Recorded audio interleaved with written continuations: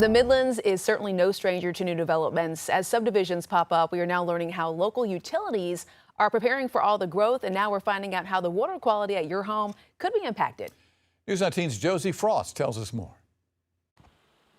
Crews work on new subdivisions like this one in Blythewood. And it's not just building houses. For most cities and counties, it's about providing the running water these homes need without impacting the ones that are already there. Columbia Assistant City Manager Clint Sheely says before a new development breaks ground, Columbia Water is already looking years ahead. It all starts with the high-level planning and then the execution as each development comes. Officials use computer models to study where growth is expected and whether the water system can keep up. Sheely says the Midlands has one major advantage. We're blessed with Lake Murray and the Broad River as plentiful sources of supply.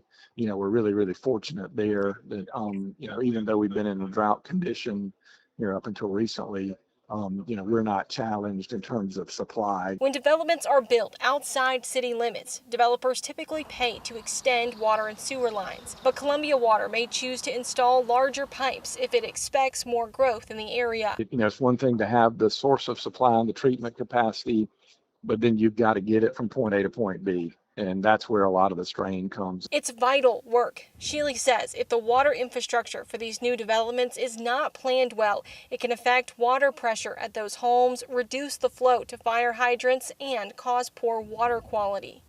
Making sure that a large subdivision doesn't have a lot of dead-end water mains where, you may have a phase that's not built yet and water just sitting stagnant in a large main. That can create water quality problems and water quality degradation. So we require a lot of the development to be looped in, so connect on two different ways. Josie Frost, News 19, WLTX.